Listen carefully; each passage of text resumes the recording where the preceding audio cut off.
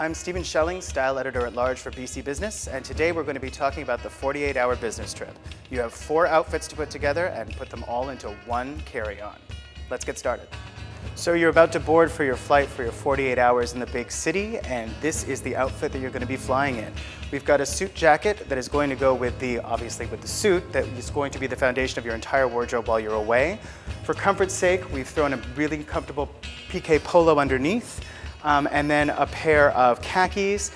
In this case, we're also going to be wearing a pair of loafers, no socks, for 2 reasons. 1, that's the style right now, and 2, it's easier to go through security. As well, don't wear a belt. Why bother going through security and having to take it off, put it back on? Dress for what you know you're going to have to do, which is take off your shoes, take off your belt, and anything else that you might have that's metal. So maybe pack all that stuff in your carry-on, and that way you don't have to deal with it at security. So you've arrived and it's your first day of the city and you've got a whole morning full of business meetings. This is the perfect business look for you.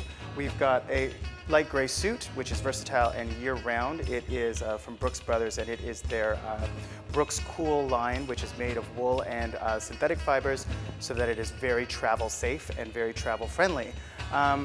Crisp white shirt, navy knitted tie for a little bit of fashion forwardness, a great pocket square in an alternating shade of blue. You also need a great sock. Since we were going with blue, we decided to stay with the blue. Put in a little bit of color, seeing as pants are hemmed a little shorter this season, you want to show off the socks. A great pair of blue suede loafers, and of course, to finish it all off, blue suede belt.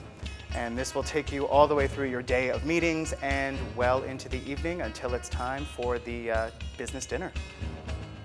So it's time for your business dinner. You have a couple of minutes to run back to your hotel room and change, so we've kept it simple.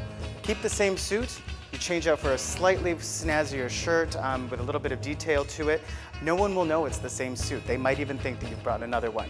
You lose the pocket square so you don't give them the visual imagery of what you were wearing before, and you might throw on a pair of really nice cufflinks to go with your shirt. Keep the shoes and keep the socks, keep the belt. You're ready to go in 5 minutes. Meet them for drinks in the lobby downstairs. Now, if you planned your business trip properly, you probably got at least a Saturday in there. So the next day, you're off to brunch.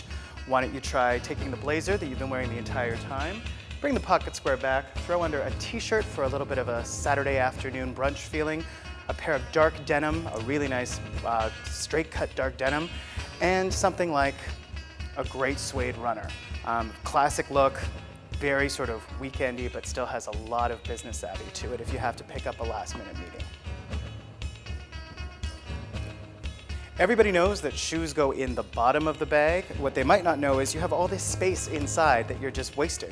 So one of my little tricks is take your socks or your underwear or whatever else you have that's sort of small and can fit in, and place it gently and neatly inside your shoe.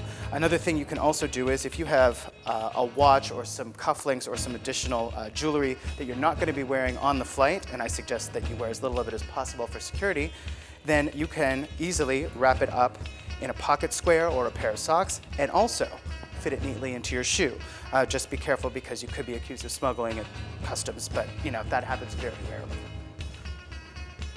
Another thing you might want to try is rolling your pants.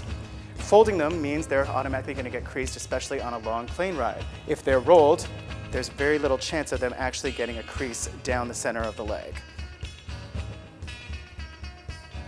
Also, rolled clothing takes up less space than folded clothing.